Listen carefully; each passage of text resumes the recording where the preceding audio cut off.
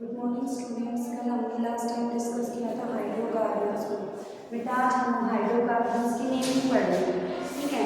तो हाइड्रोकार्बन्स की नेमिंग में बेटा सबसे पहले आपको एक मैप पता होना चाहिए कि अगर हम नेमिंग कर रहे हैं हाइड्रोकार्बन्स की तो मैप क्या होगा। देखो सबसे पहले लिखा जाता है प्रीफिक्स, फिर word root and then suffix। तो सबसे पहले हम बात करते हैं वर्ड रूट की। वर्ड रूट किसके बिहाफ पे डिसाइड किया जाता है बेटा? Number of carbon atoms, number of carbon atoms present in main chain. कि मेन चेन में कितने नंबर ऑफ कार्बन एटम्स हैं उनके बारे में हम डिस्कस कर लेते हैं।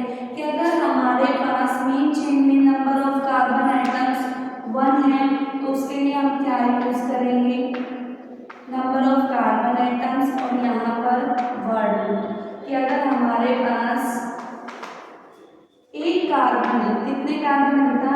एक कार्बन है तो उसके लिए वर्ड रूट यूज करते हैं हम मिथ। अगर 2 कार्बन एटम्स हैं तो हम उसके लिए यूज करेंगे बेटा इथ। अगर 3 कार्बन है तो उसके लिए हम यूज करेंगे प्रो। 4 कार्बन है तो उसके लिए हम यूज करेंगे ब्यूट। 5 कार्बन अगर है तो उसके लिए पेंट। 6 कार्बन अगर है तो हेक्स। 7 कार्बन है तो हेप्ट। 8 कार्बन है तो ऑक्ट एंड सो।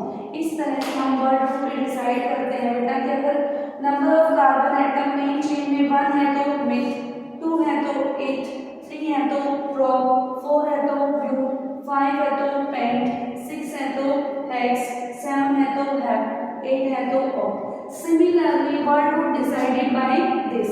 अगर हम सफिक्स की बात करें तो सफिक्स कैसे डिसाइड होगा बेटा?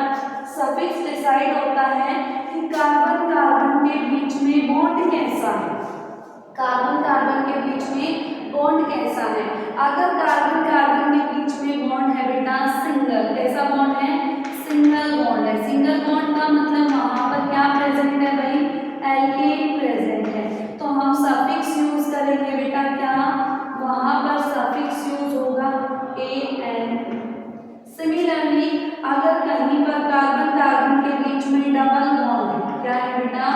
डबल बॉन्ड है, तो डबल बॉन्ड के केस में आप सभी को समझ में आ गया होगा क्या हो जाएगी?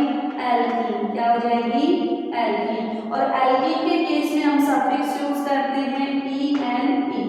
अगर ट्रिपल बॉन्ड है, क्या है बेटा? कार्बन कार्बन के बीच में ट्रिपल बॉन्ड है तो अंडरस्टूड है कि वो क्या है भाई? एल्काइन है। और अगर एल्काइन होगा तो वहां पर सफिक्स क्या यूज किया जाएगा बेटा? YNE। अब बात करते हैं बेटा प्रीफिक्स की। जो भी कंपाउंड है या जो भी एलिमेंट है जो मेन चेन में नहीं आया, मेन चेन के अलावा रह गया, तो क्या हो जाएगा आपका? प्रीफिक्स। और उसको हम सबसे पहले लिखेंगे। मेन चेन में जो भी चीजें नहीं आई उनको हम क्या बोलते हैं? प्रीफिक्स। और उनको हम कहाँ लिखेंगे बेटा? स्टार्टिंग में। तो वन बाय वन हम डिस्कस करते हैं एक एग्जाम्पल लेकर के कि अगर हमें नेमिंग करनी हो तो हम नेमिंग कैसे करेंगे। सबसे पहला रूल होता है बेटा first of all we will find out the main carbon chain. हमारे पास जैसे ये CH3, CH2, CH2 और CH3, मुझे इसकी नेमिंग करनी है। तो इसकी नेमिंग हम कैसे करेंगे बेटा? सबसे पहले हम मेन चेन सेलेक्ट करेंगे। मेन चेन सेलेक्ट कर ली।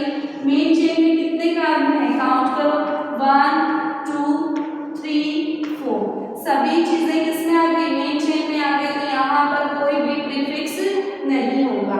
अब प्रीफिक्स के बाद किसका नंबर आता है? Word root. वर्ड रूट कैसे डिसाइड होता है बेटा? Number of carbon atoms. यहाँ पर नंबर ऑफ कार्बन एटम्स कितने हैं? 4 है तो 4 के लिए carbon 4 number of carbon atoms के लिए वर्ड रूट क्या हो जाएगा? ब्यूट। अब बात करते हैं बेटा सफिक्स की। तो यहाँ कार्बन कार्बन के बीच में कैसे बॉन्ड है? सिंगल बॉन्ड है। सिंगल बॉन्ड का मतलब यहाँ पर क्या प्रेजेंट है? एल्केन। तो एल्केन के लिए सफिक्स क्या हो जाएगा बेटा? ANE। तो इसका क्या नाम हो जाएगा? ब्यूटेन।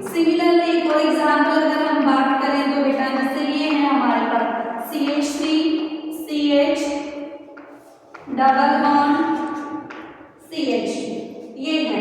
इसकी अगर हमें नेमिंग करनी है तो सेम पहले क्या करेंगे बेटा, नंबरिंग करेंगे। नंबरिंग करेंगे कैसे भाई, 1 2 3। कितने कार्बन हो गए बेटा, 3 कार्बन हो गए। 3 कार्बन का मतलब क्या है, यहाँ पर वर्ड रूट क्या हो जाएगा, क्लोरो। अब यहाँ पर